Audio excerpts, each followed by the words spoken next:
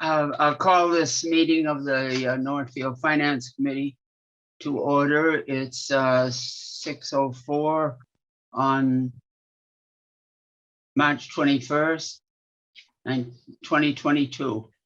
Are there other Northfield town boards or committees here that need to open their meetings? Yeah, Lois, we got to call the select board. Okay. I'll call the select board meeting to order. I believe I saw myself, Bernie, Boudreau, Andrea, do you see anybody else? B is there. B, okay, so we got a quorum. Okay. So the select board meeting has been called to order by Dee. Thank you. Okay, the format tonight, with so many people on, if you raise your hand, then I can call on you just to speak. I think it'd be better than everybody just trying to speak out. And when you do speak, please give your name and your position. And so it's for those taking the notes, it'll be much easier that way. We would prefer that all questions be held until after the presentations. There are going to be, I believe, 2 presentations. And rather than interrupt those, we prefer that the questions be held till afterward. And if we have people other than those on town committees and boards, we would prefer to hold as many of those as possible later. There's going to be a forum on this process, on this whole informational session. It will be April 6th, am I right, Andrea? Okay, over at Pioneer Valley Regional School. Okay.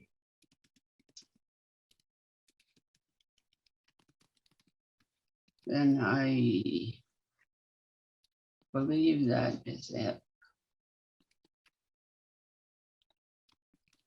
All right, I will turn it over to Andrea now for part of the presentation. Thank you, Lois. I'm going to introduce a couple of the people who are here who should certainly feel free to speak up while I'm going through these slides. And then the second presentation will be from Andrew Evans, who's from RCAP, and he can speak to his slides.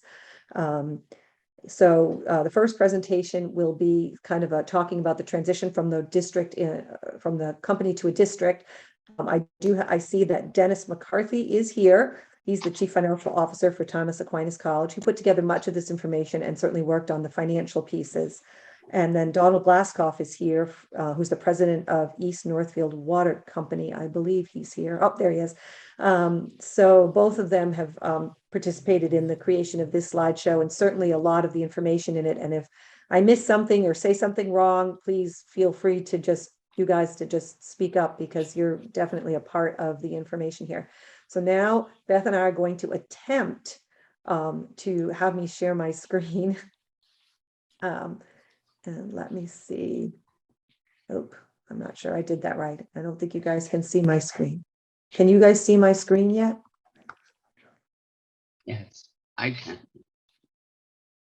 Okay, so what screen are you looking at? Transition from Northfield Water Company. Just want to make sure that I'm getting each slide for you. Okay, so I'm going to talk a little bit about the background first. Actually, these are not in the right order for some strange reason. So the background, most of you are familiar with. East Northfield Water Company is a private company owned by Northfield Mount Hermon. And hang on a second. Let me make sure that this is the one I wanted. I have 2 presentations, but I think this is the one I wanted. I don't think this, I think this is the original one, and I think we put some pictures in, didn't we? Yeah, I think this is, hang on a second. Let me just go back. Let me go back and get clear this out, because I have 2. That's the presentation. I need to go into this one right here, presentation to the Finance Committee. Okay, now I've got it. Let me reshare my screen here. Let me get to the right one. We've added some additional information. So now let's try this. Okay.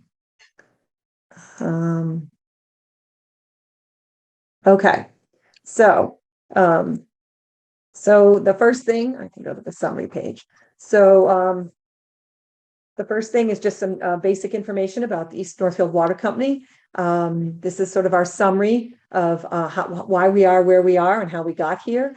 The East Northfield Water Company is currently in a sort of generally break-even cash flow now that we've implemented all of the rate increases, but they face a lot of capital needs, including, as you can see, some upgrades along Pearson and Linden, among other routes.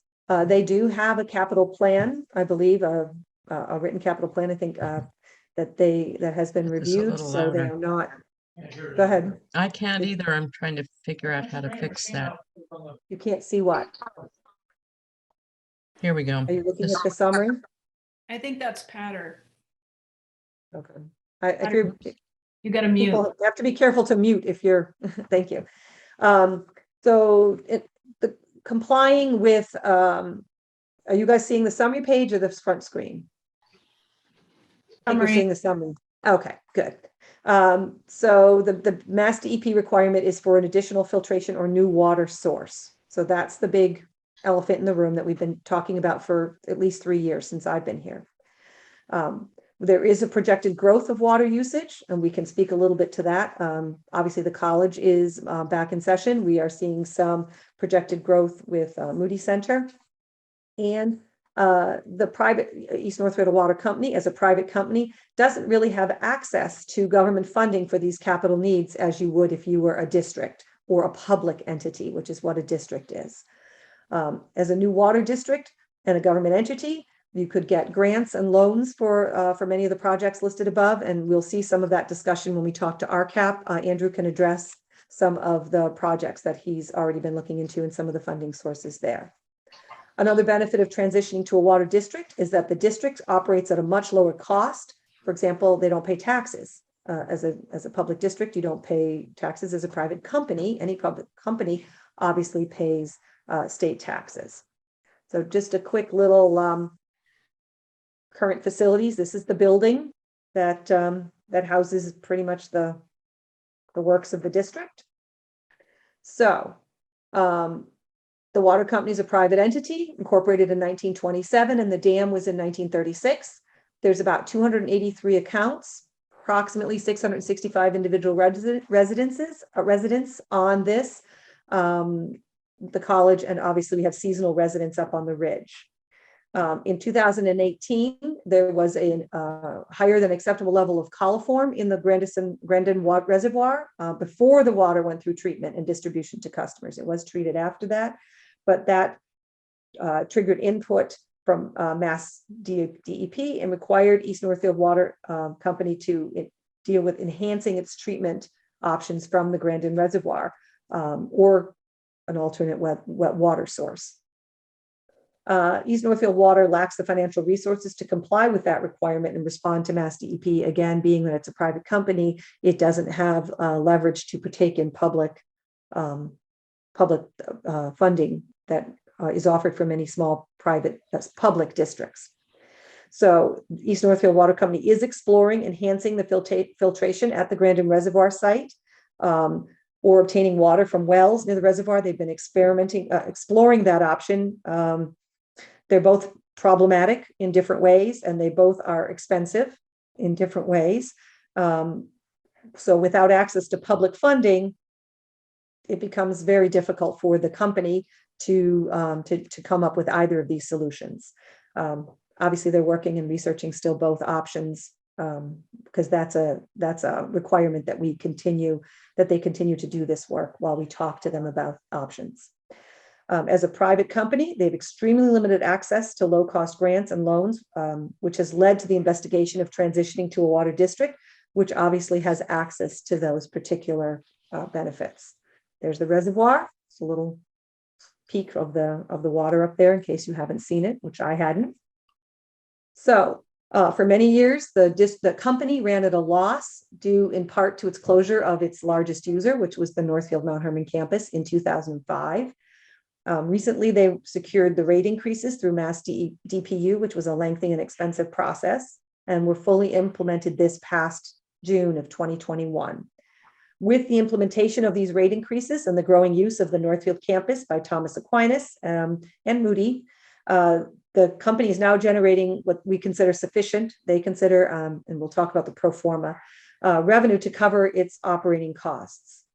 This pro forma, which is basically a scenario as if document that is run, several projections were run that reveal that the water company, if it were a water district, could reduce certain operating costs, such as the taxes, and obtain government grants and loans to finance the needed repair of the distribution system and new filtration equipment. So myself, Don Glasscoff, the president of East Northfield Water Company, Andrew Evans, and Jim Starbird from RCAP. Andrew, you'll meet in a minute. Dennis McCarthy, of Chief Financial Officer of Thomas Aquinas, and Tom Baxter, who's a Northfield resident who has been working with us as a group, have been working together to investigate the feasibility and the sustainability of moving the water company into a water district, and see what kind of funding would be needed and what we could borrow and or get as a grant in order to do those improvements if we were to make this transition. Jeffrey Blake has answered some questions for us, a little bit of questions, and provided us with a sample act, which we'll look at a slide of some of it in a minute. We have spoken with Senator Comerford and other government people. Once we kind of are moving towards this and we have an act in place, we obviously will be reaching out to them to help us get it through, because it has to, by law, go through the governmental process, both at town meeting and then being passed up at the legislature and then signed into law as an act. So next, steps to creating a water district. Oops. I've been working on the district piece, to what that would entail, getting some documentation.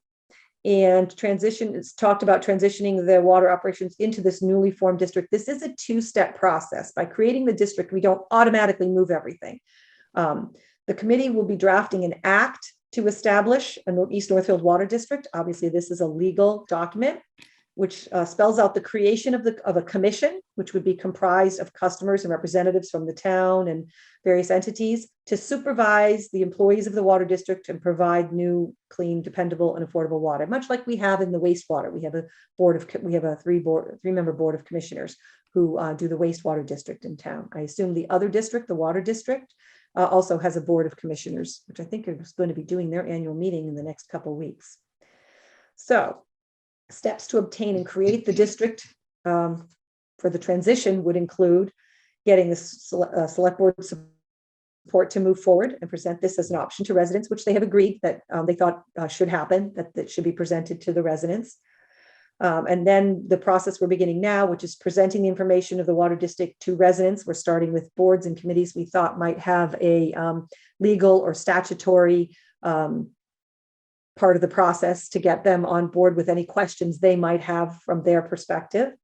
And then we'll have a discussion at a public meeting when we've had an opportunity to address any concerns that we may not have seen yet, and bring that to a public meeting. We've tentatively scheduled that. I think it's going to be April 6th. I'm waiting to hear back from the school if we can have their auditorium, but we will find another location if we can't have theirs. We'd really like to stick to this time frame. We'll be placing an article on town meeting warrant for approval, because that's the law. The town meeting has to pass it, and then the act can be taken to the legislature. Our state senator and state rep would promote that and move that forward as a special act. Obtaining support from Mass DPU and Mass DEP for the proposal to resolve the waiver issue. So Mass DEP is still involved in this. The water company is still working with them to make sure that before we do anything, that some of the steps we might promote, including this possible treatment plant, is a viable option and that DEP would allow. We want to make sure that we have those answers before we transfer any assets from this, even if it's a newly created empty shell. Before we transfer anything in, we want to make sure we know what the process is going to look like and all the costs and what that would shape up to be. We have to submit the home rule petition to the legislators. That would be after the town meeting vote. That's House and Senate and governor. So it's a law. So upon creation of the water district, we would then apply through using the help of RCAP for government grants and loans to fund the planned work, including the water, transition of water, hopefully through either a well or treatment plant. Once we have indications that this funding will happen and that we actually can get these loans and grants, and that the newly formed water district can support paying those if there's a loan involved, then we would transfer the assets of the company into the new water district, and not until then. If this process is not completed within this Commonwealth legislative cycle, then we have to wait an entire year or more to go through the next legislative cycle, which becomes extremely problematic for the water company, who is struggling to resolve their issues with DEP in a timely and economical fashion. So here's an example. This is the first, by not mean the last, page of the water district. You will see the physical description, which we're working on now. I got some of those documents from you, Don. I'm going to forward them to the lawyer. I suspect there's something in there that we can use. And then it starts with the legal document that would be the act. I know that, seeing as we're presenting to the Finance Committee, I highlighted the financial pieces that are right on the first page. That the district, at the request of the town, would include any budget compensation if the town were to perform any services rendered, so that the town would be paid back. And that's just standard and obligatory. But importantly, more importantly, any bond or debt issued by the district is not included in any debt or limitation or liability of the town. So the bond issued in accordance with this act, not paid by the district as it becomes payable, shall constitute a pledge of full faith credit of the district and a debt of the district. So people need to understand that this is not a debt of the town. The town would not be liable for the operational expenses or debt of the town, and that's part of the special act. It's not a town department. The district, if you go through the process we're talking about, becomes a separate legal taxing municipal entity in its own right. So any debt it incurs, any expenditures it incurs, become the obligation of the district themselves. So that's just a little piece on the formation of the district. There's many, many more pages that have to do with this act, and we'll be certainly presenting more of them. And some of the discussion has to do with how the initial commissioners would be chosen and then how they would be chosen going forward. And that's a discussion that can happen between the town and various other entities as we move forward to change the language in the act if we want to. So pro forma projected operating results. So the pro forma, which was done through Thomas Aquinas, they hired a consultant, and Dennis can speak more to this in depth if anyone has questions.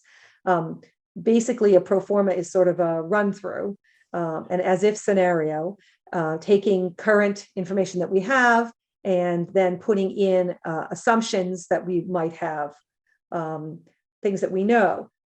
The company is currently generating higher revenue. The rate increases being the number one reason for that. But the college is in session now. The college is approximately 50% of the use, of the customer use. And then, of course, the Moody Center, another potentially large water customer, is also expanding and has plans for growth. If you're aware that they are doing Holton and Revelle, and then, of course, the camp that they're also proposing would all be hooked to the water district. So that's growth for the district. And some of the borrowing from through the RCAP process for the growth would mean being able to provide water to that. And that's good to the district. The larger the base, obviously, the more it spreads the burdens of the cost. As a water district associated with Northfield, some of the costs that are eliminated or reduced are the rate application process was over $140,000 to raise the rates. If you've been a member of the sewer district, you know that they have to do this in public through sewer district meetings. The commissioners have to vote at rate increases and have to present their budget and all that to town meeting. So although they don't have to go through the rate process, they are still responsible to their customers and rate payers through a public process. In fact, a much more public process than actually the company was responsible for. The planned use of the Northfield collector, which I've already spoken with her, if they would pay for that, which is a very, very good system we have in place. Our collector is a little bit more diligent, seeing as that's her job, in making sure that she collects on these things and can go forward with that. We haven't worked out the details of that, but that would be additional time, just like the sewer district now pays the collector to be the sewer collector. We would set up some sort of arrangement like that, whether it's based on a number of hours, whether it's a flat rate, we would do as part of the pro forma. I know that Dennis looked at the hours that are currently being staffed through the district by other members, mostly coming from the college's workforce. So we have some sense of how much time, and we can equate some financial obligation to that, so that the district would pay the town of Northfield collector for the time to do that. The water district would pay no Commonwealth taxes because it's a nonprofit, so they would lose that expenditure. And potentially cost savings and through potential shared services with the sewer district in the future, just in terms of sharing engineering or sharing expenses or potentially other pieces. And that would obviously be on a case-by-case basis if they discovered there were things they could do to share expenses. So we are working with RCAP Solutions. They are a public nonprofit consulting group with substantial experience obtaining grants and loans for water and sewer districts, public utilities in Massachusetts. And they can, Andrew will talk to you about them, but other districts have obtained funding in the mix of grants on the high end up to 75%. We don't know that we can count on that, but certainly, and then the balance in low rate government loans that can also be spread over much longer periods of time than private banking would do, in order to keep the impact on the rate much more reasonable for the process of a loan. So the pro forma, or the as if, that was projected, the financials presented the performance of the water district as if it were in operation from January 1st of this year. And it shows, based on the expenses that we have, that it could be self-sustaining. It made the following assumptions. It looked at historical revenues that reflect actual customer counts for hookups and hydrants for 21 into the pro forma for 22. It looked at actual historical water usage volume for 2020 and assumed it for 21 and 22 because they don't have 21's numbers out yet. And then step 2 rates were assumed for years 20 through 22. In other words, as if they were implemented in January 20 to kind of level the playing field. We're not presuming any rate increase into this. We're just trying to do it on the current rate scale. So costs 2021 reflect actual operating costs. Right now, the president and board members are unpaid positions in the historical costs, but we'll get to that in a minute. For 22, we did actual hours of staff and personnel to be that were assumed paid at current rates. So we looked at current rate expenditure estimates. The pro forma estimated a new full-time superintendent would earn about $65,000. So that's just our estimate. 2020 assumes no cost for rate applications or taxes in 2022, but includes some legal costs for the transition to a water district. So we're not putting in any change of rates or obviously any taxes that would be payable, because it becomes a district, it won't be liable for those taxes. 22 projected accounting income. It presented an estimate of about $45,000 available for payment of interest on principal or government loans or other expenses at this time. So again, it's just an estimate. There's a pro forma. You can see 20, 21, and 22. So taking the numbers, we increased, you can see a big chunk in staffing, mostly because that would be where our professional staff would have to come into play. That would be hiring, obviously, superintendent and other staff to bill and run the office and do the rates and do the readings. And that's where that money comes in. On the most conservative end, we come out with about $46,000 that would be, and this also has in it some miscellaneous. It takes into account some bad debt, it has insurance costs, even some professional services if you needed to call an engineer. So it has a lot of assumptions in it. We didn't want to make it too skinny. So that's the pro forma in a nutshell. Andrea, if I could just add one point, just Sure. as we're all looking at the pro forma revenue, the water district has about half of its revenue which is essentially fixed each year because it's hookup charges or hydrant charges. And then about half of that revenue is volume driven. So it's actually quite predictable, largely because it's half, predictable based on the fixed charges. So just when you look at revenues, I think that at least it gives me comfort that the revenues are relatively dependable. Thank you. Thanks, Jeff. Yeah, he did a lot. They did a lot of work on the pro forma, so it was quite extensive. It's a many page document. I asked him to boil it down to one screen, so it doesn't do justice to all the work that actually went into the calculation, creating these numbers. It looks much simpler than it was. So, next steps. The next steps are approval by town voters, and then by Commonwealth, ultimately the Commonwealth legislators and the governor to form the new district. Andrea, you're still at the financial slide. There you go. Okay. Thank you. I'm seeing 3 different things, so I never know which one I'm on, but it's this one. Okay. So that would be the next step, would to take this to the voters. Obviously we're going to go through some more informational session, but to take this to the voters at town meeting, to ask them to allow us to present this to the legislators, move through that process. It would be House, Senate, and Governor to sign that as a bill. And that would create the district. And in that district legislation, we create a commission that now is empowered to actually start negotiating the transition of the operating. We don't really have anyone in that position right now because we don't have anyone who's got that power. But just by creating the district, we create that commission with that power. We aren't on the hook for anything. We don't have any liability at this time, but it allows a group of people formed through the district to become commissioners. And that would be the ability to then move forward with a group that's solely focused on whether or not this district should become viable and how the assets would transfer.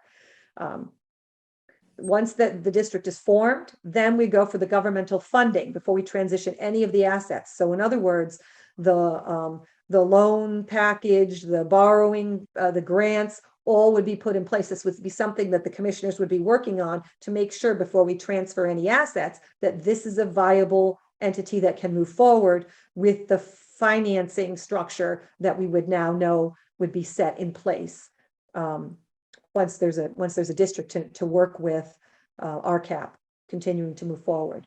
So currently the company, and eventually the district, has engaged RCAP Solutions. They have a substantial expertise in working with public entities like the water district. They are also working with our wastewater district, in case people didn't know that, but to obtain grants and loans, and they are no cost. They are no cost nonprofits, so we have no expense there to work with them. Once, and hopefully if, sufficient capital is obtained in the grants and loans, then the East Northfield Water District Commissioners would begin to finalize the transition and begin the operation as a new district. And again, only if that becomes a viable, financially self-sustaining district will that process take place. It does not take place just because we form the district. I've talked to the lawyer. He said, oh, I've seen these go through and then the district never happens because something gums up the works. So, but to move forward, we really need to create the district, to create those people who are empowered to keep moving this process forward and work with RCAP as a public entity. RCAP works with public, not private. So they're doing us a great service by kind of working with the company under our wing. The current projection is for the water district to seek the grants and loans totaling at least $750,000 because that is the minimum for USDA loan. And that would ensure that the district alone is responsible for repayment. So we have to make it as a full USDA loan, and we will ensure that it's the district alone that takes on that burden and it's payable. The cost of operating the district, repaying any loans, will be borne by the customers of the district, as they are now for the current water district and for the wastewater district. So the town, neither the town nor non-customers would have any responsibility to bear any cost in this process or the running of the district as we move forward. So lastly, our request to the Finance Committee is for you guys to consider recommending to the residents of Northfield to meet and discuss. We're not asking you to be the the point person. We're asking you to discuss, to support the idea of meeting to discuss the creation of this water district.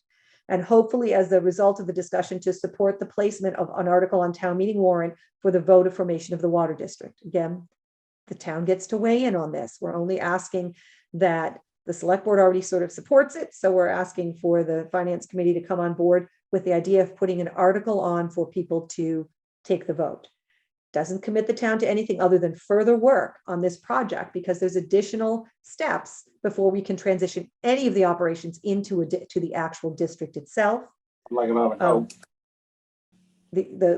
working committee, which we are hoping will sort of then morph into the water district commissioners, will continue to evaluate the financial feasibility of the project with the help of RCAP, which will see us all the way through the project, through the borrowing and the grants and all of that. That's part of what they do. The water district, Sam, I think you're not muted, so we're hearing you. Sorry. The water district will not take on the responsibility to operate the district until it's cleared that the government agencies that they will actually provide the grants and the loans, and that the water district can afford to pay these capital costs for the planned infrastructure project and upgrades.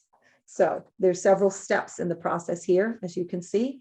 We're trying to we've been safeguarding it all along the way with little capital outlay responsibility to the residents of the town for sure, and even members of the district company at this time, until we're sure that there's an ability for the town to move forward with this project, with our hope being to ultimately create something that is in better condition, better shape going forward. We're looking at piecing together all the projects we can think of, the ridge being a major piece that we know needs some work, and try and get all of that in place to deal with the existing known and some of the future needs of the district in as much as we can, leaving us in a better place than we are now, and allowing residents to exercise more control over what would become their district. So they would be involved in the planning, running, because they can go to the recording in progress.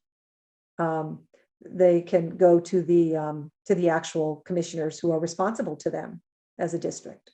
So that is my presentation to the finance committee, and I will take a minute here to introduce Andrew while I queue up.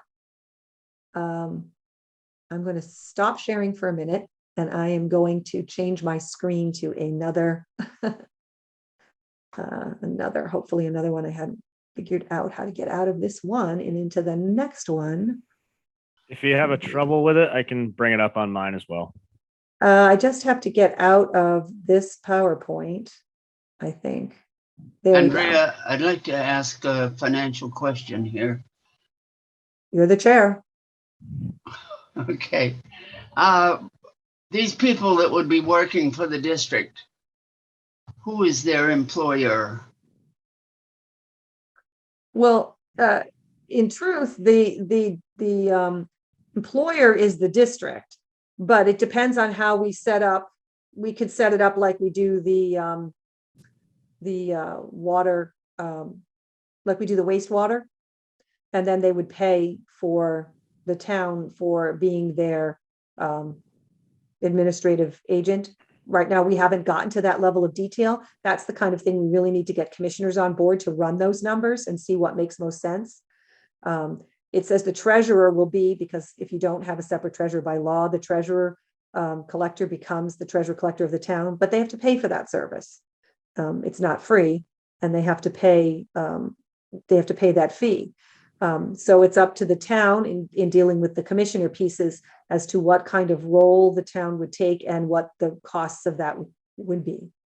An indirect cost scenario, or that's the best for the district because it's the least expensive for the district, because we already have in place, the ability to cut checks. We already have people, who can answer a question on the phone. Whereas if you have to man an office, then it becomes more expensive for them to have to hire a separate staff.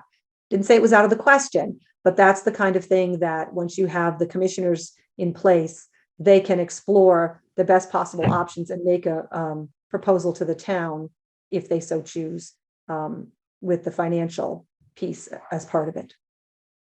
I'm just thinking that that might happen whatever your time frame is for taking this over. If they're going to be town employees, there's more cost as far as that we need to consider, like health insurance and other. Well, they have to pay for it themselves. They have to pay the town for anything. All Right right, now, the district, the wastewater district pays you a set amount every year. In fact, we're going to review the indirect costs, but you create a Right. sheet that lists all the indirect costs, including all parts of their payroll, all parts of their benefit package. All of that gets reviewed and charged to the district. okay. If you If I go may, that way. if I may, Andrea, the employees are currently employed by Northfield Mount Herman. They Yes. are operators from Northfield Mount Herman. They're employed by them. And you have basically two routes you can take in terms of your future operations. You can either go with a contract operator, and you can do that on a bid for 3 years or a year or 5 years, or you can do just like you're saying, having your own employees. And each would incur different costs or similar costs depending on what choice the future district decided to make. So the one way, then they'd be a self-employed person and handle their own taxes and so forth. Well, the district would be their employer and would have to contract with somehow with the ability to pay their salary and all that. I assume they're going to be an employee. They're not going to be a contractor. That's the most expensive way to man this district. I mean, contractors will charge you $100 an hour to be working at your district. That's going to be the most expensive way for our ratepayers in this district to pay. And not an enviable one, no matter how you form it. It can be. It depends on interest and insurance and all that sort of stuff. Yeah. Sometimes very small towns only have a few people. Sounds like Northfield is larger. They may not want to go that route, but a lot of towns do go operations. I mean, the town of Holyoke, city of Holyoke, is contract operations. Right. They seem to cover it okay. Other towns choose to go the public route. It's an absolute choice. Okay. Right, and we can run those numbers before the district is assumed, Yep. to operate. Yep. We would Sometimes need- larger companies can come in low because they're so large and they can commit a number of people and carry that overhead. Mhm.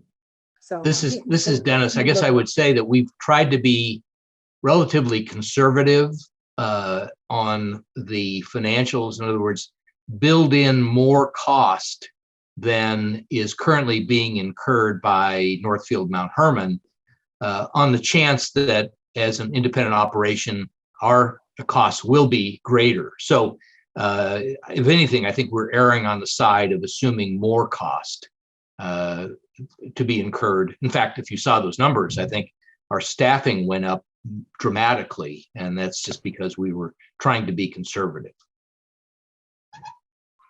Thank you, Dennis. Okay, And let fire me- hydrants, right now, I believe that they're charged to the users. And will that continue? Again, that's something that your district, once formed, could change or alter. Dennis had alluded to the current funding structure or the current billing structure. There's a hookup fee, or if you will, just having access to water costs a certain amount. And then after that, you pay a certain amount in terms of volume. Those percentages can change. You can have a smaller amount for the hookup and a larger amount for the volume, or vice versa. But again, those choices would be made by a new governing body that could look over all those numbers and decide for themselves what approach would be best and would be best for their own customers. So this is Dennis again, Lois. The hydrants that are on the Thomas Aquinas campus are paid, the hookup charge for them, I guess, if you will, is paid by the college. And similarly, the hydrants that are on the Moody property are paid for by the Moody Center. Now, I'm sure there are some hydrants along the street that are perhaps not charged to any individual, but the ones on the campus, both campuses, TAC and Moody Center, are paid for by those two institutions. Okay. I was thinking in terms of whether they would be charging the users by the number of hydrants or something like that. Thank you. I just have to check. Can you guys see my screen? Mhm. So you're seeing the RCAP solutions? Yes. Okay, I just want to make sure before I proceed. So Andrew will have to give me the next screen, please. Yeah, thank you. That's us right there. Andrea, thank you very much for that introduction. My name is Andrew Evans. I come from RCAP Solutions. Who are we? We are the Northeast branch of a larger network, RCAP, which is Rural Assistance Communities Partnerships. In our branch, in the CR branch, we work mainly with water and wastewater infrastructure issues, and we are funded by federal and state grants. You can go ahead and proceed there, Andrea. USDA is a big part of our funding structure. RUS services, as well as water environment programs, and a lot of other stuff as well, HHS. It helps us cover a lot of different goals that communities like yourselves try to undertake. I highlighted a few here. As you can tell, this project covers a lot of bases, if you will. You know, we got operations and maintenance issues to sort out. We've got source water protection. We've got it all here. So, you know, we're happy to help with any one of, if not all of those along the way. So you can go ahead and advance that again. Again, more on USDA. It's kind of a deliverable, if you will. We get funded by USDA to exist by and large. So our main task, if you will, is to help rural areas with more than 20% of its residents living below the federal poverty line. Again, it's a goal. It's not necessarily something that we achieve every time. That we do a good job of it, I think. We have 2,500 population residents or fewer, than 10,000 in particular. Sometimes we can get a little bit over that depending on the circumstance. We have projects and opportunity zones and extending into service areas. So if your town was to sell water through another, that's another service that we can help you sort through. And obviously, I have highlighted here projects that include restructuring and consolidation. So we also aim to accomplish 6 goals within that framework.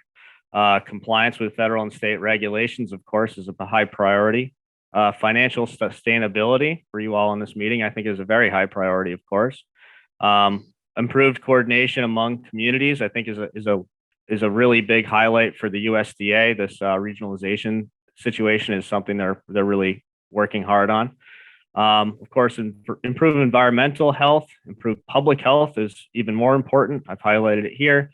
And increase managerial capacity. I think under a public model, I think you'll find that you have the ability to control things a little bit better. And I think that we do a good job of helping municipalities along that and navigating that journey. You can go ahead and advance again.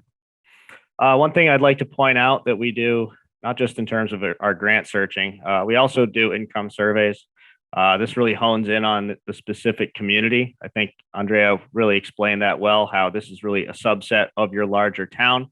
So in order to maximize the potential of grants and loans, we do targeted income surveys just for the district. So an example here would say that your town census has 60,000, but when we do an income survey of your mobile home park or something with a fixed income population, it's much lower. So we're able to get that park more money. Okay. So usually we're able to get more money out of it given an income survey. It's a little bit more time. It's another layer of the RD application, but in our experience, it's a well worth thing doing. And again, we do it as a free service as well. You can go ahead and advance that. One other thing worth knowing is RCAP undertakes a lot of training. I do a lot of wastewater training in particular. This year, fiscal year 2022, we'll conduct 150 trainings to 100,000. Yeah, right. 1,000 personnel, including 100 workshop and a box of sustainable utility management trainings. And all of our trainings are free to the public. They're also free to operators. We help operators keep their licenses. We help municipalities with their operations and maintenance. You name it, we can help provide some training on it. And if there's not one coming up, we have a recording on it as well. So we have a really great training library as well. Community resources, thank you. The next thing up here, that's really the subset of our CAP solutions that I work within. Again, that's for water and wastewater utility issues. We provide technical assistance where available, and we also do well assessments, actually, private wells all across the state for various reasons, depending on grant and availability. Sometimes it's a matter of public health, sometimes it's other matters. So, whether it's a study or something like that, you can go ahead and advance. So general understanding, typically what happens with our CAP is we get called in because of a DEP issue. Here we are, this 15-page order. We just got in the mail, and now what do we do? Never good news when you get a 15-page order from the inspector and no explanation, no direction, and a whole lot of money probably staring at you in the face. So hopefully that's where our CAP solutions can come in and help you out. You can go ahead and advance it again. Help you out, right? How do I comply? What is required? When do I have to get it done by? Can I get an extension on some of this stuff? How do I pay for this? Is there financial assistance available? Do I qualify for the assistance? All questions that hopefully our CAP can answer for this district. We've been trying to answer those questions for East Northfield Water Company along the way, and we'll certainly do the same thing for the district once and if it is formed. To the best of our abilities and with their knowledge and their direction as a guidepost. You can go ahead and advance again. So I had a checkbox, a little squiggly up there, a doodle, if you will. I should have put it up here again because we are here to check all the boxes. Get asset management cleaned up if that's something that you're under order for. A capital improvement plan, that's what we're seeing a lot of as well. A lot of districts don't have one in place. It's something DEP is really trying hard to focus in on. Operations and maintenance shortcomings, we're seeing a lot of emergency response plans. They're also calling them vulnerability assessments because we like to change terms, of course. So if you're lacking that in your system, we can help you comply with those as well. We've got templates ready to go. General reporting and monitoring requirements. New requirements such as PFAS. We help you connect with different grants that help you pay for those very expensive tests. Any new requirements that are coming up, and of course the fun rate setting, which I'm sure everyone likes to talk about. I know I do. So that's some of the things that we can cover among many others I know of. And then drinking water. So, public water system, Andrea already went over actually a very comprehensive guide, if you will, as to the direction. But I want to go over this very broadly, if you will, just what a public water system is, just so you understand what it is that you're undertaking. It's a system that provides water to the public with 15 connections, or regularly serves on average 25 individuals a day for 60 days of the year. So there's a lot of water systems out there. For example, a public school is one of them. I know Northfield has a public school, so you have a public water supply. And it is being monitored by Mass DEP, and you have all the requirements that come along with it. So it may not be as foreign to you as you may think, is what I'm trying to drive here. You can go ahead and advance that again. Basic requirements, so that it's not too overwhelming to you. Obtain Mass DEP approval for the drinking water source, which we already have. Hire or become certified as a water operator. So you're going to have that to comply. You're going to have to test the water according to the individualized sampling protocol that's given to you by the state, and you have to do those samples at a state certified lab. It could be a lab that you contract, or it can be within your own dwelling, but it has to be certified. And there's, of course, certification procedures for all of that. And then you have to report those findings to Mass DEP in accordance with the permit they issue you. And of course, there's, talking to your constituents about the water and all of that as well. But that really is a very basic outline of what you really need to know to operate a public water system. You can go ahead and advance again. More of the same. You have to report any changes in ownership. That's what we're talking about here today. So let's just say hypothetically we pass something, or your town passes something in April. DEP would have to be aware of any sort of change in management, even if it was just pending. It's something worth telling them about for sure. You're going to need to tell anything about improvements that Mass DEP delineated in its sanitary survey. And you're going to need to restrict land use on the property as well. It is a surface water impoundment. I think Andrea shared a picture of it. So that's also very important as well. You want to make sure that it's a secure area. You can go ahead and advance that again. And there it is, the zone 1, 100 to 400 feet. You may not have seen it from the picture, but I think the zone 1 will be quite easy to achieve in this case. I'm pretty sure it already is achieved. There is nothing but woods around this impoundment. So good news there. You're not going to have too many issues with the zone 1 problem. Go ahead and advance. Public water quality. So you have to meet water quality standards. So I alluded to your permit. That's based upon water quality standards. So while your permit may be more strict than some others, they're all based upon a certain standard. And that standard is universal. Meeting monitoring requirements and reporting requirements. So you can't be late or they'll get you for it. You have to meet record keeping requirements and preparing an emergency response plan. I think I discussed that earlier. And an annual statistical report. That's where the public comes in. Notification requirements, and of course, operator certification as well. So if you have a grade 4 water plant, you have to make sure that you have at least one grade 4 water operator maintaining that permit. Go ahead and advance it again. Something that's worth noting in the water sector are emerging contaminants, if you will, emerging issues of concern. PFAS is just one of them. We've got medications as well, lead, cybersecurity, water security, I mentioned before, other sources coming in to contaminate your water system, something to worry about as well. And of course, we're learning more every day, so there's probably more to come, something to look forward to. Go ahead and advance again. So everyone wants to know, what does our cap cost?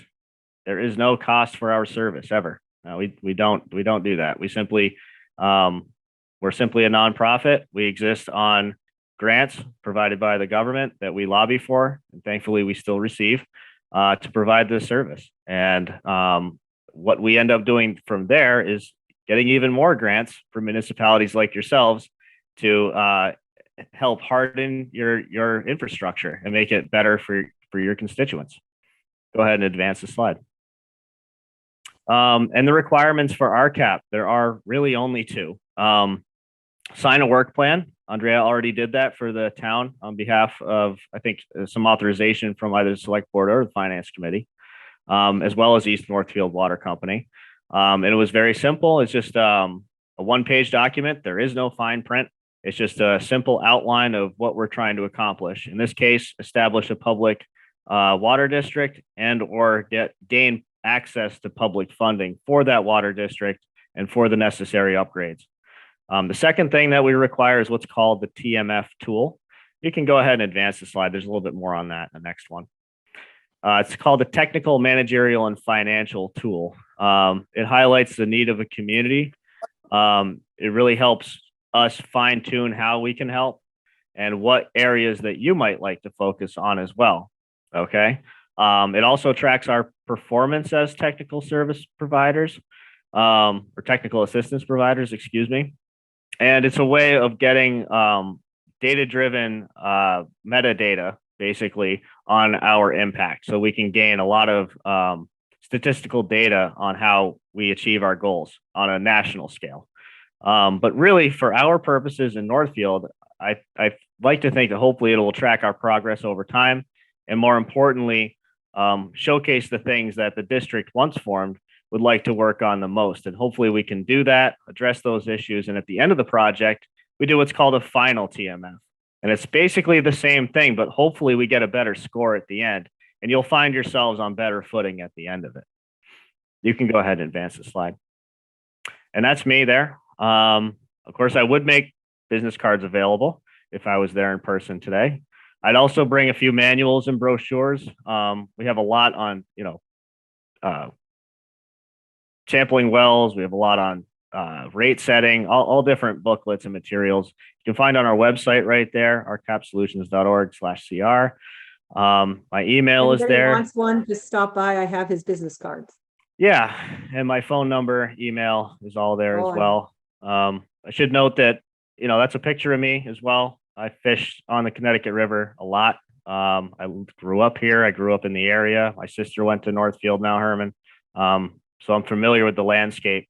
And I chose to live here because I want to make an impact in this area. So that's a little bit on me, a little bit about RCAP, hopefully to, show you that you've got an ally in this, whatever your goal may be, whether it is or is not to form this district. I think RCAP's main idea here is to help your community to whatever end accomplish its goals. That's what we're here to do.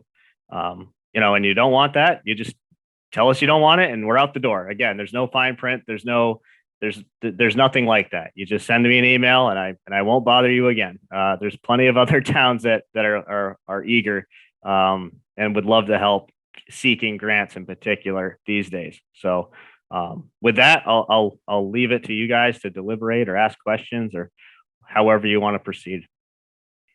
So that's really us, Lois, the presentations. So I leave the ball, since it's your meeting, the ball in your court to screen for board and committee questions. And again, please, for the note takers, just say your name and what board or committee you're from so we can make sure that we get that in the record, especially since there are people here like Andrew and Dennis and Don who won't know who you are or what board you serve. So it'd be nice if you just let them know that if you have a question. I'll turn it back to you, Lois.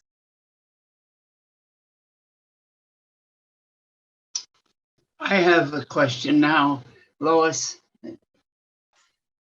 Chair of the Finance Committee.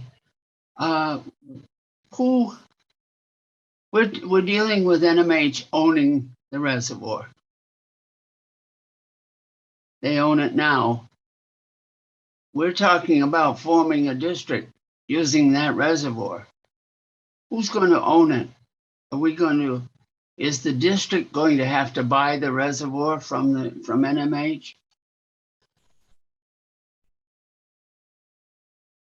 Don, you're still on mute. There. You didn't hear?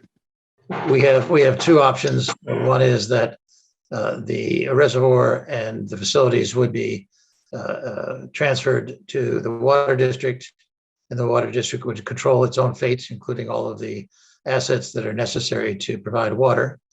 And that's, I think, the most favorable outcome, simply because it puts all of the horses that you need to pull this wagon, pulling together. We haven't talked through the details of that other than to take an inventory briefly of what the assets are of the water company, what the land is, what the service district is. We've sent that off to Andrea so that she can deal with that. But there's been no, as yet, specific discussion of that point. The reservoir itself is, in my opinion, and I've worked on these issues for some time. I've only been the president of the water company for 2.5 months. The reservoir produces good water. The dam is in decent shape, and the buildings that service are also in decent shape. I do want to correct one thing that was said in the slide prediction, which is that Tom Baxter, who's on the screen here, is a very experienced water system operator and both operating and political issues along the way. He was in charge of a good deal of the water systems in New Jersey for many years. He's now retired. His connection to this is that he grew up on the Mount Herman campus and is a local boy in that way. He's been up to the community now 3 times in the last 4 months and is providing a great deal of practical and good experience to us. Isn't that sort of basic to the whole thing, as to ownership of the reservoir? Well, I think, Lo, that's sort of an understanding that that's an avenue we want to go, but that's why we need to get the commissioners in place. They're going to negotiate all of that on behalf of the district. They need to What will jump on it. be, I have to be very concerned about what the town's obligation is in this.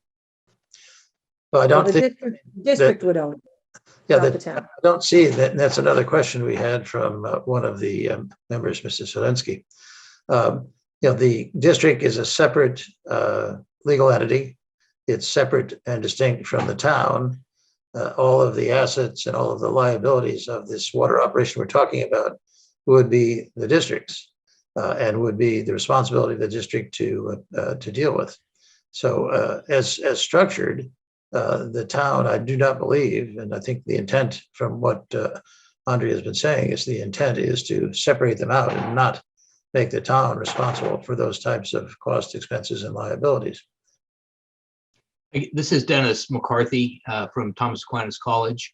As we've been working on this project with Don Glasscoff and before him with John Alden, representing East Northfield Water, they've been very clear that whatever assets are involved, equipment, land, whatever, that are required for the production and distribution of the water would go into the district at some time, presuming that the commissioners chose that option. So it is, I think the East Northfield Water Company is willing to transfer whatever assets the commissioners wish to use in the production and distribution of water. That's correct, Dennis. They're willing to transfer it, but at what price? You don't know yet, really. We haven't even gotten close to that because, in a sense, the water company doesn't have anybody to talk to as yet. I mean, I've had some discussions with Dennis as our largest customer, and obviously the existence and the continuance of a water supply is crucial for Thomas Aquinas. But and I've mentioned this to Andrea also, I would be happy to have a term sheet and specify all these points so that we could proceed, but there's no one with authority to act on behalf of the water district until it is formed. I see. My personal view on this as the new kid on the block is that all of the assets that are required to operate a good water system should be owned by the district, and that the town should not be responsible for those assets or the liabilities that might arise from them. Okay. All right. Can I ask a question? This Yes, is Pat. Patter. This Yes, is Pat. Patter Field. I'm a resident of East Northfield, living and using the water that comes through this area. I'm wondering, were those potential costs of procuring all this equipment and the reservoir included in the projections that we saw of the potential cost of this of creating this district? Dennis, or you want me to take that? Well, I can take a stab at it, Don. So in the pro forma, it was designed to reflect the cost of operations and does not include a cost of acquiring the assets. The expectation is that most of the loans and grants that will be arranged through the help of RCAP would probably go into expansion and upgrades and things like that. But we haven't gotten to a point where there would be any purchase price per se for the assets. Andrea, was there a few slides on past examples that we missed? That might be helpful to some in the audience. Yeah, I don't know if I had. So we have a few other towns in the state of Massachusetts that have undertaken this endeavor. Milford being one of them, Hyannis off the top of my head, Barnstable. There's just a few. And they were not necessarily sellers that were eager to sell. In other words, if they were in the position of East Northfield Water Company, they didn't want to sell to those towns, but the towns were able to undertake the purchase of those systems anyway. It took a while, and it took some legislative maneuvering and dusting off some old books and charters from the town, but they were able to do so. In this case, we have, I would say, an eager seller, and someone that certainly wants to work with the community. Yeah, there we go, Andrea. Thank you. There's a case study in here. That's our footprint right there. That's just a small piece of New England that we're working in. All you can see there are green dots and blue dots, and some of those are USDA tech projects. Some of those are EPA projects. Some of those are Health and Human Services project. Each one indicates a different color. The white boxes are locations of technical service or technical assistance providers like myself in Brattleboro here. But yeah, I just wanted to showcase that, again, this type of work isn't that unusual. It is unusual, but not terribly unusual. And I wanted to show you a place where, a grassroots campaign had started. And here we are with the Briggsville Water District in Clarksburg, a place that I started working with not too long ago. And really, they had no district either. They had, in legislation, a district, but they'd never done anything really beyond that. It was under the discretion of the select board at the time, but they'd never really done anything for decades beyond that. And frankly, the select board was tired of hearing a lot of complaints about the water system without really having control over it. So wouldn't you know it, they decided to form a district. Luckily for them, they actually started the meetings and starting a strategic plan, a capital improvement plan, and all of that. But they didn't know how to get from the planning phase to actually getting something in the ground. And that's really where RCAP came in. And so, they knew that they had all these asbestos cement pipes in town. They knew they had low pressure in town. They knew they had volume problems in town, all of which were pointed out to them by, wouldn't you know it, Mass DEP of all people. So we put it to task. So you can go ahead and advance it if you'd like. Yep. Let's come back to the specific question about what the East North Water Company's intention is. We haven't had a discussion or a negotiation which would allow me to answer the question that was asked, which was basically a question, how much is this going to cost?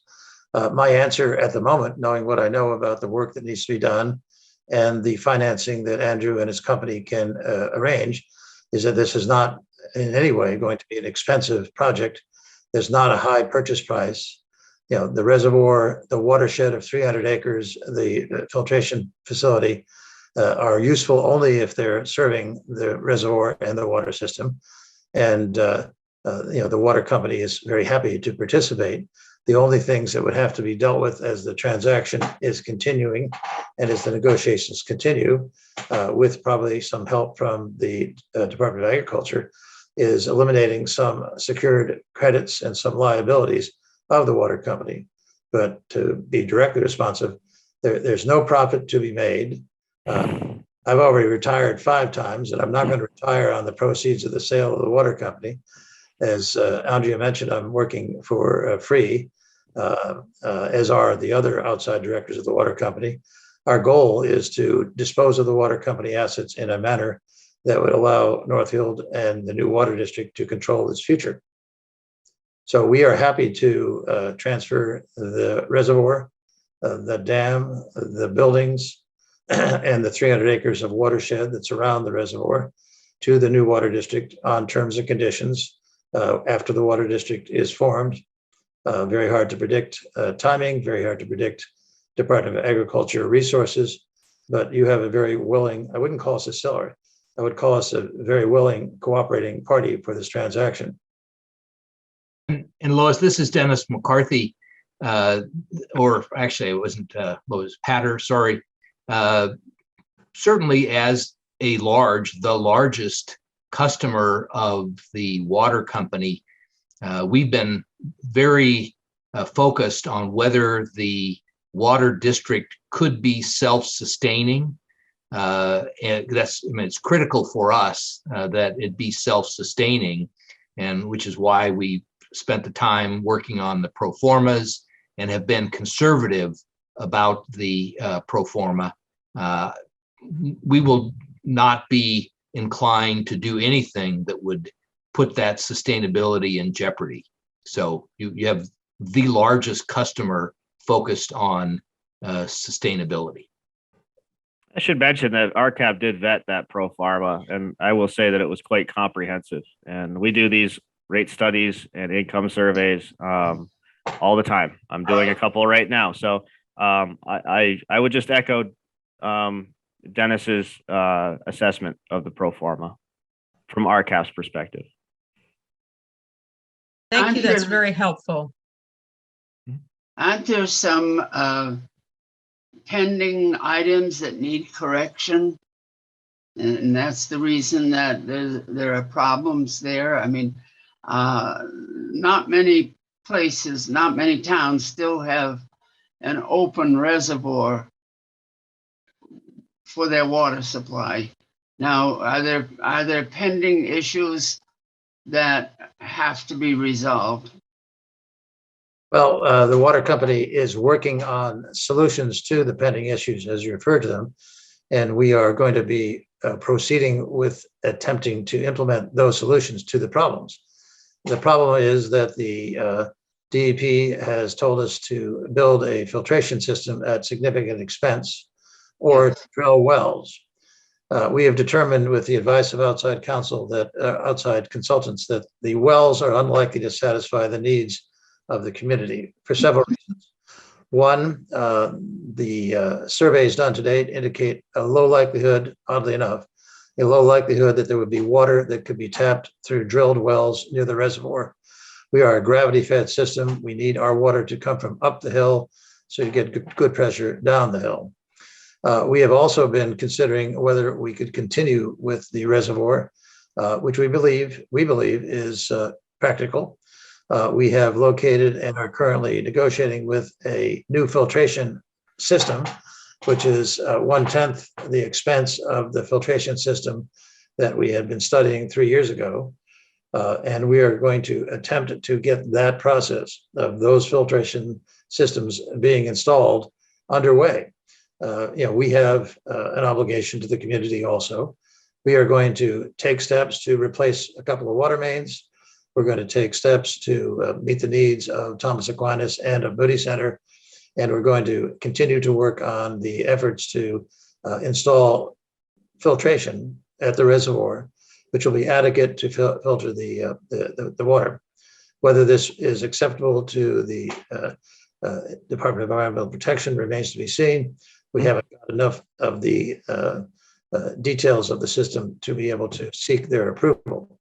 But we are not sitting on our hands waiting for the water district to come in and take over the operations. We'll be doing at least those 3 projects in the next year. If I may, Donna, I'd like to define what you've been describing for all those in attendance today. What you've been discussing is what's called a preliminary engineering report. It's actually what I was going to talk to you about from Briggsville. As a matter of practicality, if this district is formed, they'll have the benefit of having all of that work already done. And in fact, tens of thousands of dollars worth of work to be done. In order to get grants, you have to have what's called a feasibility study or a preliminary engineering report. And having talked to USDA already, a lot of this work that East Northfield Water Company has undertaken would qualify for that. So it's not something the town would have to do over again, as long as they moved quickly enough. So all the back end work that's been done in terms of studying the wells, in terms of studying the feasibility of a filtration system, much of that back end work has already been done. So it's just a matter of, if this district was formed, making a decision, an informed decision about what direction they want to go into.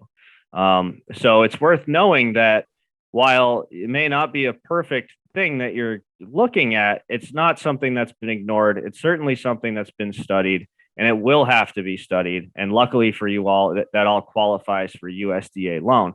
In addition to that, East Northfield Water Company has also raised its rates and has kept their books very well. I've looked over them. I've showed them to USDA, because it's important to know that you have to, when you do the grant, you have to actually put all that financial data in, and you have to have at least 3 years of it. And I wanted to make sure with USDA that they could apply what East Northfield Water Company had already done in the past. In other words, the district wouldn't have to exist for 3 years before it could even apply for a grant. And the good news is USDA is willing to work around that and is willing to use the finances previously of East Northfield Water Company in lieu of current or future a publicly owned district financial information. Luckily, it is by and large the same, but we wanted to make sure that that was going to be something they could work with you on. I just wanted to make sure that you all understood that, there's all that language that Dennis just discussed, that there's a definition for it, and it's certainly something worth building upon. Andrew and Donald, Jeff Shander speaking. Regarding the well, if we were to develop a water district and we had permission from the city, wouldn't we be able to use land further down that should make a well much easier and basically more available? In other words, in the town-owned land. The preliminary engineering reports actually outlined a lot of available area in the town of Northfield. It was extremely comprehensive. Places that, frankly, were not even feasible, but wanted to look at their ability anyway. And it was determined that it was quite difficult. The reason that particular solution is not favored by the water company, and presumably would not be favored by the water district either, is that, as I mentioned a few moments ago, the water system is a gravity-fed system. The pressure in the lines is attributable to the reservoir and the pump house being quite a bit above and uphill from the town. If we were, and there's every likelihood that no well water could be provided there. Drills would not come in. There would be dry wells. So if we were to go to a lower elevation and drill a test well or do studies to show that there was water at a lower elevation, then we and presumably the water district eventually would be faced with the difficulty of building a pump facility to take water from the lower level where the wells would be drilled and pumping it back up the hill to where the water treatment facility is, and then having it run downhill. Well, your pumps on the Northfield Water District, what they're doing is they've got a well down in town. They use the well pump to pump the water up to the reservoir that they abandoned on the south end of town. And then they use gravity feed for the water to flow back down again. Yeah, I'm familiar with their the system. It goes back a bit, but the expense that would be involved in today's dollars to do that type of system is greater than the expense of using the new filtration system, continuing to have the water come from the reservoir, be filtered, and run downhill to our customers. That's the preliminary view of the water company, its managers, and its board. Lois, I actually have a finance committee question. Yes, okay, Jack. This is Jack. The way this was presented to us tonight, the town will have no ownership or responsibility for the water infrastructure other than supporting Jeff Blake's review of the town meeting article and having Jeff Blake write the act he submitted to the legislature. Is that correct? Does anyone know that? That's what we're anticipating at this time, yes. And then, When will you know the answer to that? well, that is the answer. I mean, the town could choose to be paid for being the human resource person, like we do with the wastewater, but that's not a liability on the town. The independent responsibility of the town is those two things, the cost, Jeff Blake's time. Yes. Okay. Who, apparently nothing's going to exchange between the water company and the district until the grants and loans are assured. Based That's what the plan, yes. Yes. Who will be representing the district? Who appoints the commissioners initially to determine if the grants and loans are sufficient? That's what we're discussing in the enabling legislation. I'll bring more of that enabling legislation. There are multiple ways to do that. That's currently in there, and it's just a draft right now, is that there Some would of- be 3 potential members. One Some of to those be towns appointed- some of those towns can give you wonderful examples of the Yeah, wide one would array be of Thomas ways you can do Aquinas that. would appoint one, the select board would appoint one could be elected at large, and then they would become, you go forward, that would be like the 3 members with 3-year terms, and then you go, so that's written into the enabling legislation. Okay.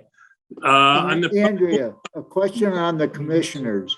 Do they have to be members of the district? Depends on how we define it. If the select board has an appointed one, then it doesn't say they're a member of the district, it doesn't have to be, but we can put that language in. No, I was just asking what was anticipated. I wasn't suggesting anything. I didn't know how it would work.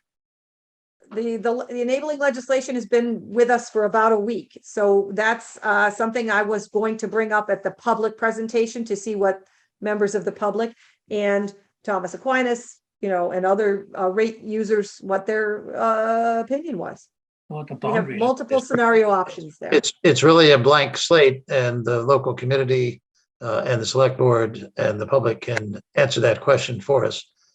Yeah, this is Dennis McCarthy. On the call with us tonight is Sean Cunningham. He is a member of the TAC community. He's a member of the Northfield community. He's a member of the district community. He and his family live on Winchester, and he's a great resource. He had been a member of the Trump administration, I think it was, in DC, and then rejoined us as a faculty member. So he is a member of the community, and presuming that there would be a TAC representative on the initial group, he would be our representative, someone from the district.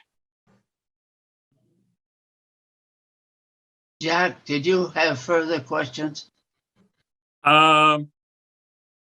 well, all my other questions are related to the finances, but if the town has no responsibility, I don't think they're relevant to the finance committee. Okay. Hi, excuse me, Bernie Parada, Finance Committee. I've got a couple of questions to ask, please. Okay. First thing is concerning the Northfield Mount Hermon, the water company. Are any debts that your company is going to have, are you going to transfer them to the district when they assume responsibility? There's been no discussion about that at all yet, Mr. Parada. We have a secured debt outstanding, and because of the financial circumstances of the water company, we are behind in paying our employees at the moment. We intend to spend some money to do the work that I described on the filtration system and on the water mains. And we'll have to deal with that when there is somebody to negotiate on behalf of the water district. I think Andrew has given us a fair amount of comfort that the types of work that we intend to do and the types of obligations that the water company has could in fact be covered by some of these USDA loans and grants. Is that not right, Andrew? Yeah. Okay, so currently, what is your accrued debt on the water company on your books currently? There's $950,000 approximately of accrued unsecured debt. There's further debt of about $25,000 for unpaid wages, salary, and benefits for the workers from Northfield Mount Hermon School who actually do the work that needs to be done for the water company. The water company does not expect, but we have not bridged the topic with the school as to exactly what amount, if any, of those debts would be paid. The other question I have financially is, what is your estimate you must have for a deferred maintenance and those capital costs that you're going to need to expend under the requirements of Mass DEP? What's the general dollar amount for that?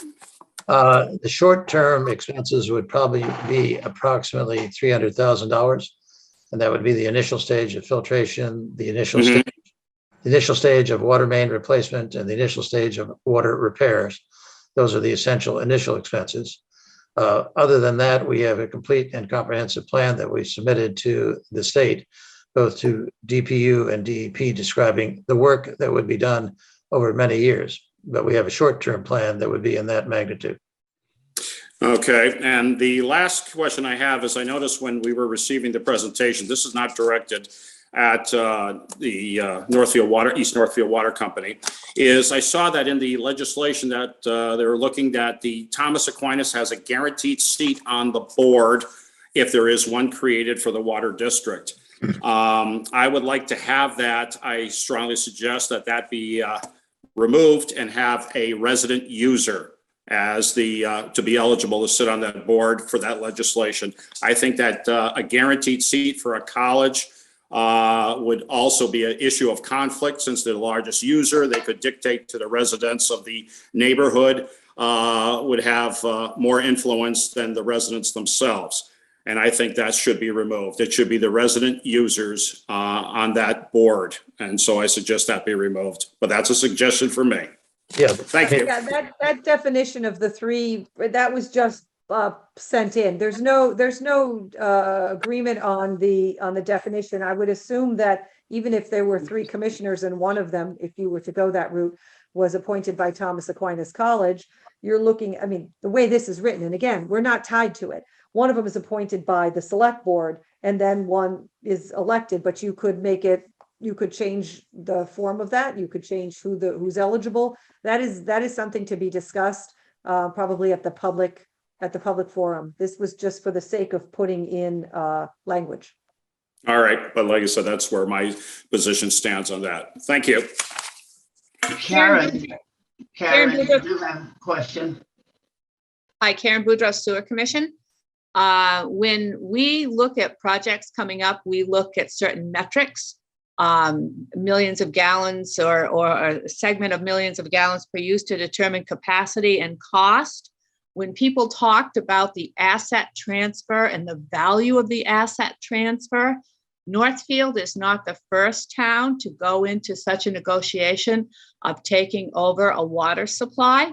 There has to be some metrics already out in the field in which we can be comparable to determine a fair and equitable asset transfer value. Have those been looked at? And if they have, what's the number? Andrew, you know the most comparables.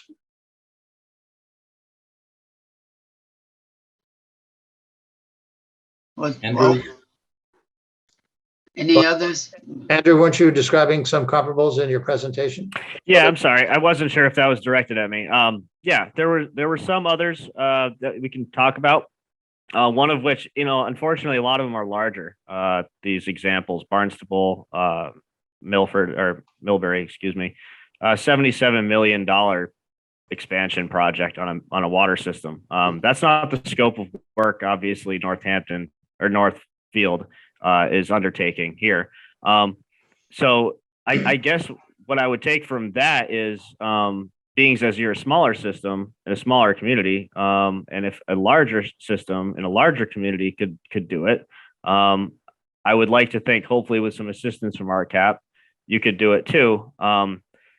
Larger towns have their own grant writers. They have multiple administrative staff. They have their own engineers on staff. Northfield, from my understanding, probably doesn't have as many of those, but RCAP does. We got a lot of them, in fact. So, with all of that behind us, hopefully we can help you make educated decisions about all of that. This is Dennis McCarthy. Let me just address the purchase concept. And as Don said, we had not gotten to that, but East Northfield Water Company is under a MassDEP obligation to install some equipment that it can't afford. So Don and East Northfield Water, the college and the town have been, and Tom Baxter is a resident or a occasional resident, I guess, have been working collectively to make this transition work. We're not trying to buy the assets. Frankly, as Don said earlier, he's not really trying to sell the assets. This is not that kind of a transaction. It's very important for the college, as I just said, and for all the family members who live around the college in the district, that this be a sustainable transaction and that the water district be able to pay for the costs of operation and pay for whatever loans might be needed for upgrades and things like that. So I would suggest that we not think about this as purchasing and some of the comparable transactions, frankly, I don't think are really comparable to this one. I mean, it's not a bad question, but I think we've gone past that to some extent already in the nature of the discussions between the high school or the water company and the town and its largest customer.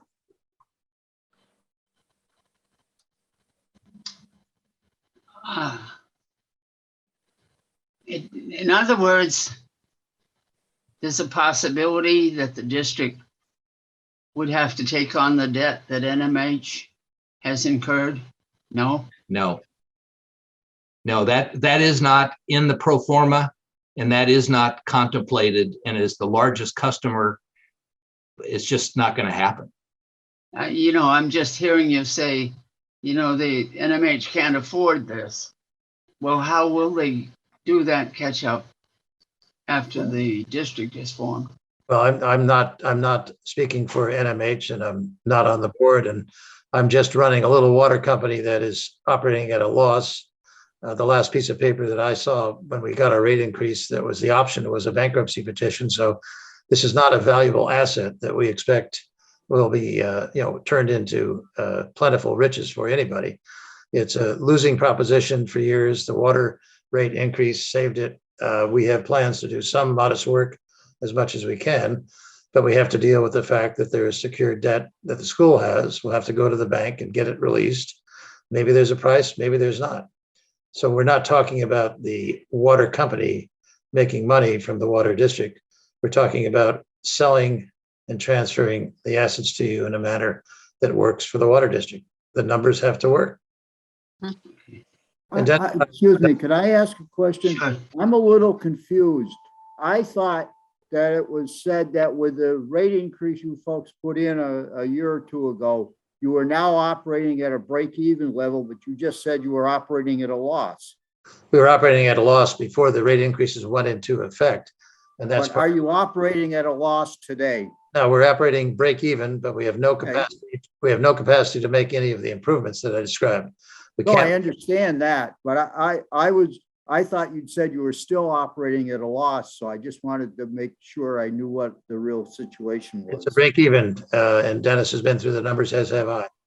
Okay. Break even that does not permit us to do any of the work on the system that is needed at the moment. Andrea, I have a question for regarding two water districts in Northfield.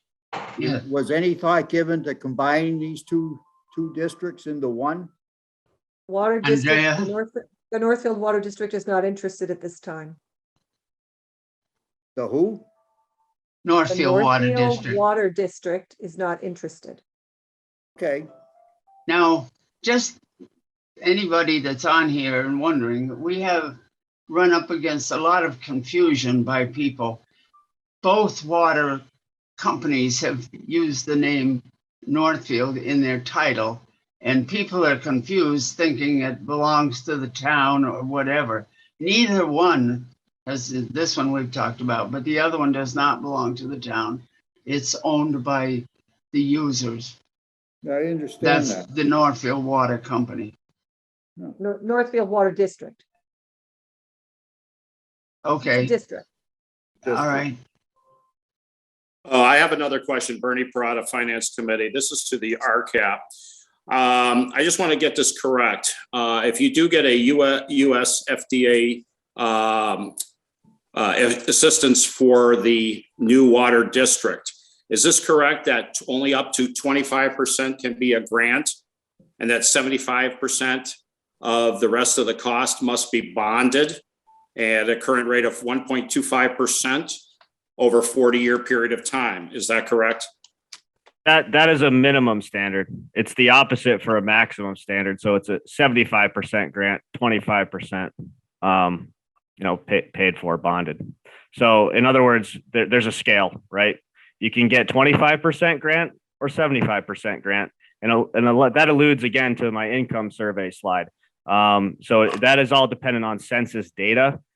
So when we do an application, they'll pull out the census data for Northfield and say, this is the grant value you get. At that point, we usually enter a negotiation, file more paperwork, put in our own income survey, a localized income survey, of course, if the community wants us to do this, and then we'll go with the data we get. It's a double-blind survey. If I did the collection, there'd be a different RCAP person from a different state taking on the data, and I'd never see any specific data about the people doing the survey. As long as we got 80% return rate, we could enter that census data as census data for the community and get a better rate. That's another, I think, element that RCAP can provide, or another layer of protection, if you will, that we can provide. And it helps small districts like this one really pay for big projects. Honestly, 10% means a lot.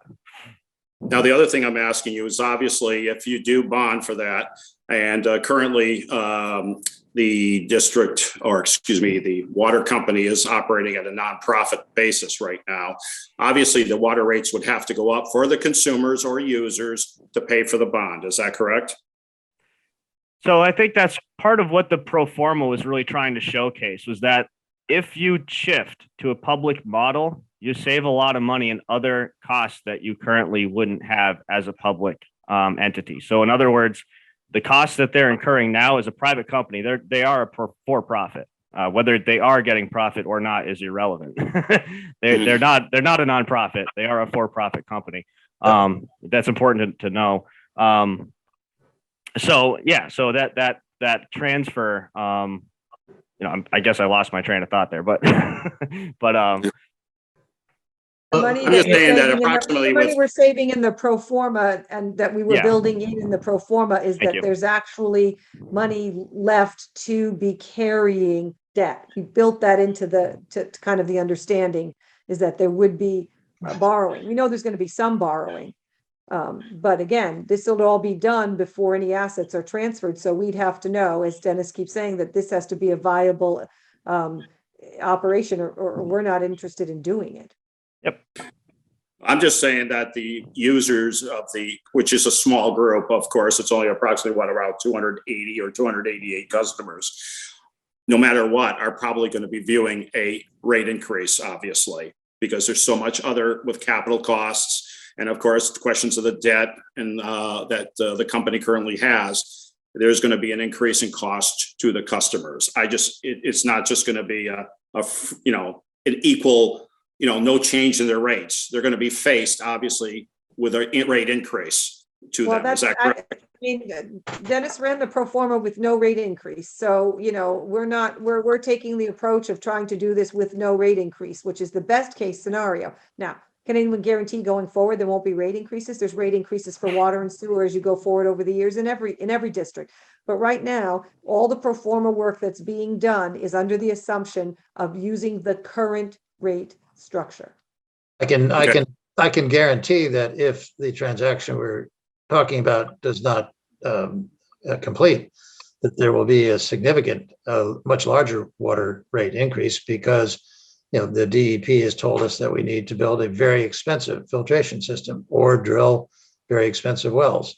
And that would have to be an expense that would be built into a new water rate increase application. Whereas under the pro forma that Dennis and I have worked up, not necessary. We're substituting for the rate increase, the financing and savings costs.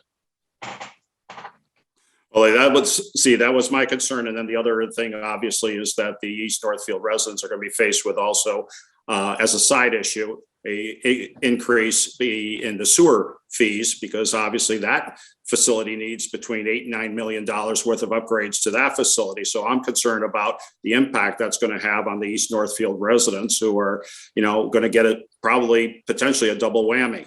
So that's what I'm concerned about also. Well, that's why we're hoping that actually doing this is actually going to be the best scenario for them in avoiding a much of a water increase, because under the private ownership, if they have to pay those expenses, they have to pay those expenses. We have much more control right now in doing the work we need to do and financing it through grants and low interest loans than the water company is going to be able to do, and they will have to pass those costs on.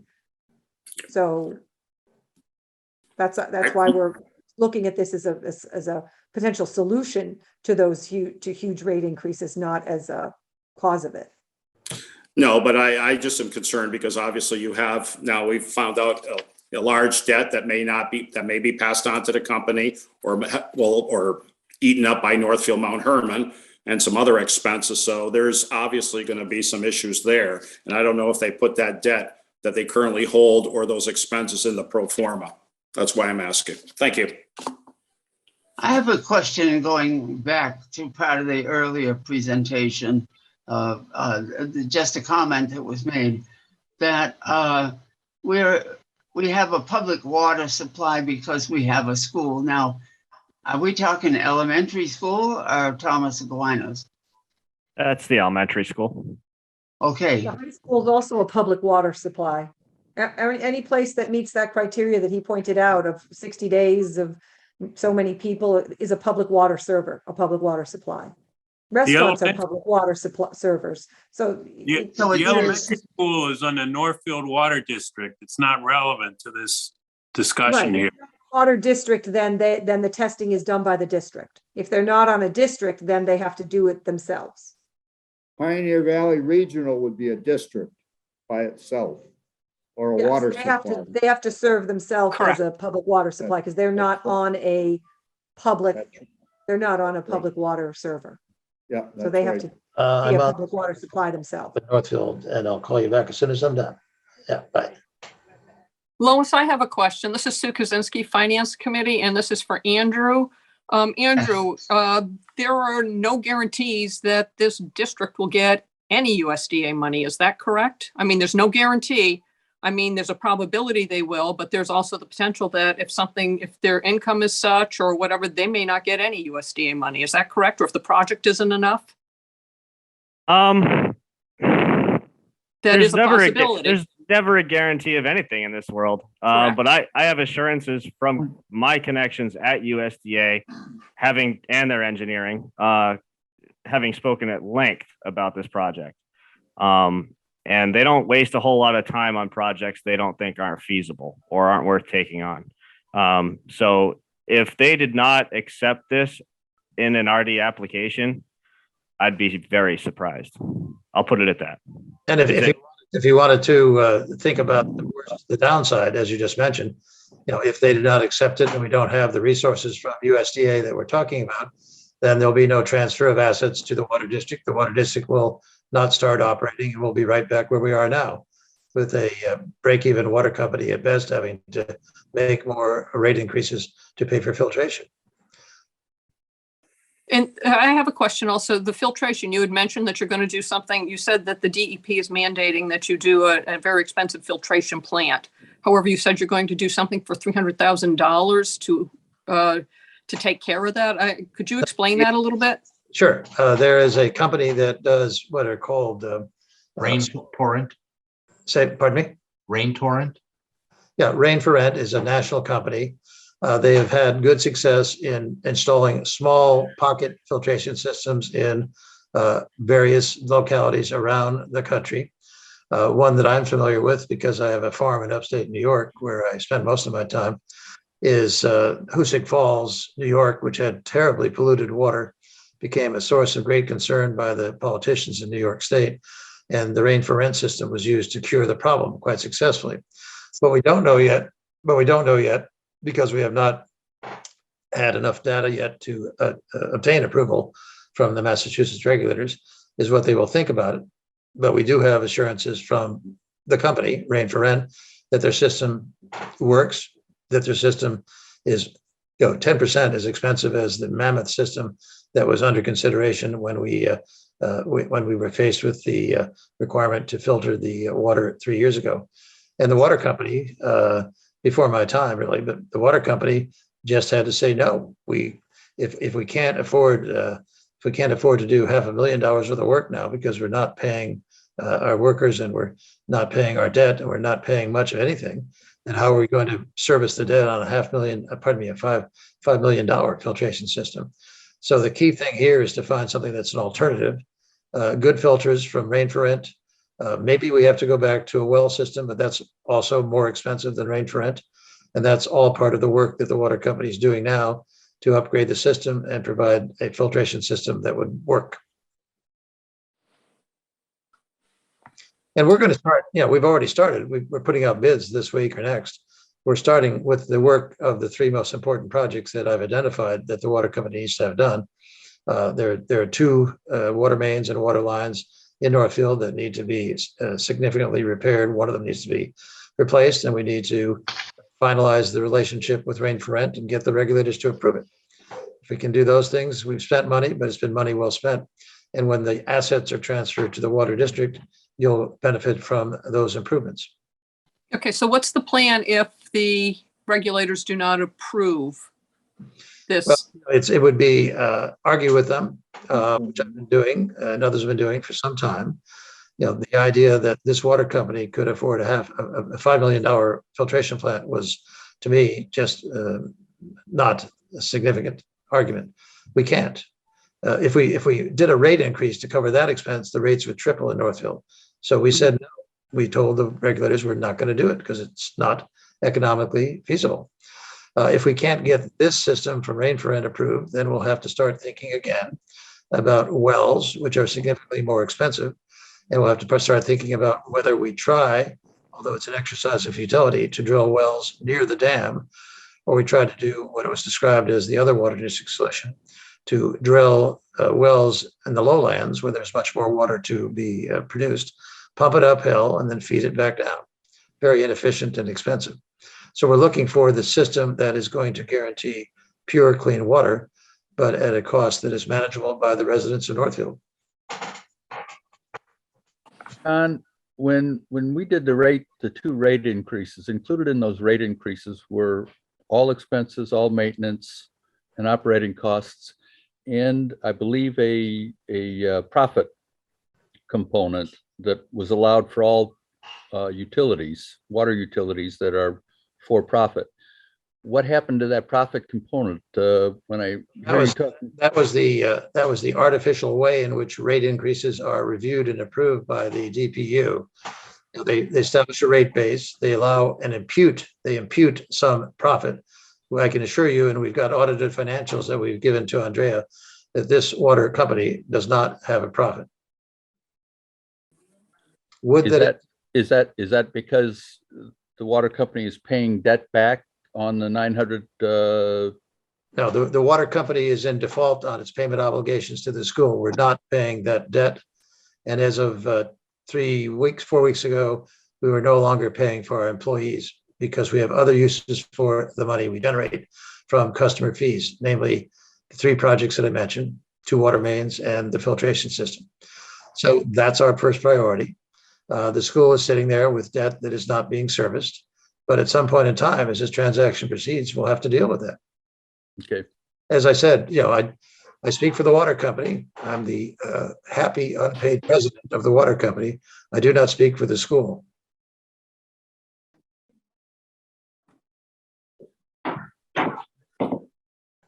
Keith or B, do either of you as select board members have any comments or questions? I wonder, thank you, Lois. I just wonder if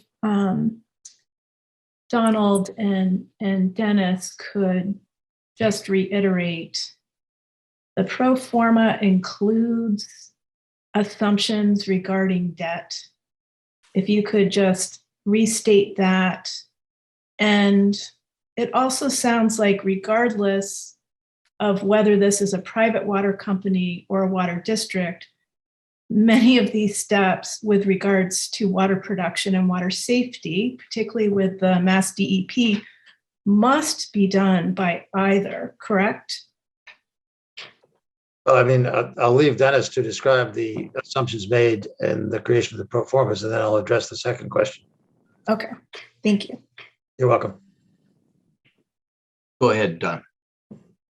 Oh, okay. On the second part of that question, yes, we have to do what the state tells us to do unless we do not have the economic resources to do so. And the water company does not have the economic resources as presently constituted to do so. As I mentioned, before the rate increase was processed and approved, we were ready to file a bankruptcy petition and the water company would have gone out of business. I have a copy sitting here unloved, unused, and I don't want to look at it, but that was what we were facing. Now we're in a situation where we are basically break even. We cannot afford, on the break even, we cannot afford a $5 million filtration plant. We can begin to eat through the projects that need to be done, replace water mains, repair water mains, and do a filtration system. And a lot of the debt service that for that work is going to be built into the Department of Agriculture loans, which I believe that Dennis and Andrew did put into the pro formas. Okay, so the pro forma does not reflect any assumption of loans from East Northfield Water Company or NMH. The 46,000 of, I think we call it accounting profit, is available for payment of loans, interest and principal on loans, or frankly, for anything else, for payment of additional capital equipment or repairs or whatever. But in that pro forma where it shows a 46,000 pro forma accounting profit, there is no assumption of of loans that are currently owed by the water company to NMH. 5 minutes. Okay, Then I'm getting V, go ahead, V. Okay, it's just, I guess, a follow-on point. And I just wanted to point out, so I'm on the select board, just for clarification, and I'm also an East Northfield Water Company consumer. So when I hear a lot of the questions and concerns, I'm actually asking questions for restatement because I know a lot of people and citizens will be watching this afterwards or asking these kinds of questions and trying to absorb them at the April 6th meeting. It also sounds like it's a bit of a chicken or the egg problem where we can't say whether or not we're going to get a USDA grant or loan because we're not a water district yet and we can't apply for a USDA. It's clear the private company can't do any of those things. And as a matter of fact, if the private water company continues, we're almost guaranteed a huge water increase. Whereas given a conservative pro forma and the ability to go after and already have had that vetted somewhat by Andrew with USDA, it sounds like it's a much more sustainable option and that there wouldn't be an immediate, there might be a water increase at some point as there would be for any utility or service, but we're not looking from what you're describing as a customer, I'm not looking at an immediate increase simply by going into a water district setup. I think that's correct. There is no immediate increase contemplated. Okay, I just wanted to, as I do at select board meetings, I just wanted to absorb all that information and then restate it so that we don't get lost in the details of, yes, debt is very scary, DEP is scary, but so is being in an archaic form of water distribution. And to Andrew, as a follow-on question, Andrew, how many, or do you have a sense of how common is it to have a small water company like this providing water? It's a great question. As opposed to a district. Yeah, the list of water companies in the state of Massachusetts is very short. The list of publicly owned water systems, very, very long. So this is not the most common arrangement, if you will, but it's not unheard of. It's not like there's only 2 or 3. There's maybe a dozen or so, I think. You don't have people going in the opposite direction, going into a private water company rate. No, not that I'm hearing about at all. No. Okay, and then, sorry, Lois, one last follow-on question on the two water district point. I think Julia raised it as well as Charlie. Is should the Northfield Water District, which currently does not want to be part of this water district, should they choose or want to do it at a future point, that is an option to expand into one district? Yes, Okay, districts can merge. okay. As Andrea mentioned a few moments ago, or maybe it was an hour ago now, she approached and the water company approached the Northfield Water District almost 3 years ago and asked them if they would consider a merger of the two operations. And they were not at all interested in having that discussion at that time. There is a junction of the two that I understand, just in case it was ever something that needed it. And I believe that's by the brook, by the post office. Millbrook line there? Yeah, the two systems are connected to each other. Each system can provide water to the other in a moment of need. Okay. The last time that occurred was when there was a major fire in Northfield, and we used the connection to pump lots of water down from the reservoir to feed the fire suppression efforts. So it's there. It's rarely used. It works both ways. It works both ways as long as the water company is around to make it work. Yeah. Yeah. Well, I just would like to say thank you for all of the information. Yeah, and on your comment as being a user of our water, I did send out last week, and I know that some of the customers of the water company have received a letter that I drafted, which articulates many of the same issues and points that we've been discussing tonight. Yes.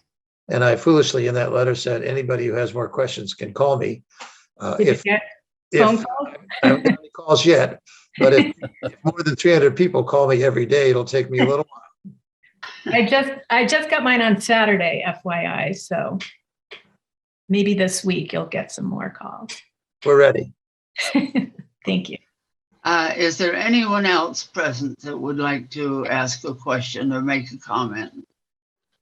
Yes, this is Heath Cummings. Just a comment of just thank you to everybody, Andrea, Andrew, everybody's been working on this, because I know this is just a lot of data that's been presented to us tonight, and I know it's taken a lot of work to get us this far. And this has been something that's just been a really big problem for a very long time. And it seems like, you know, we're many steps closer to a final solution. I think we've got some more questions to answer and have a lot of public weigh in on the whole thing. But I really do feel like we're in a better place right now with a foreseeable future on this entire situation than we ever were. So thank you to everybody who's put in all the work. 'Cause I know it's been a huge monumental undertaking to get as far as we are. So thank you.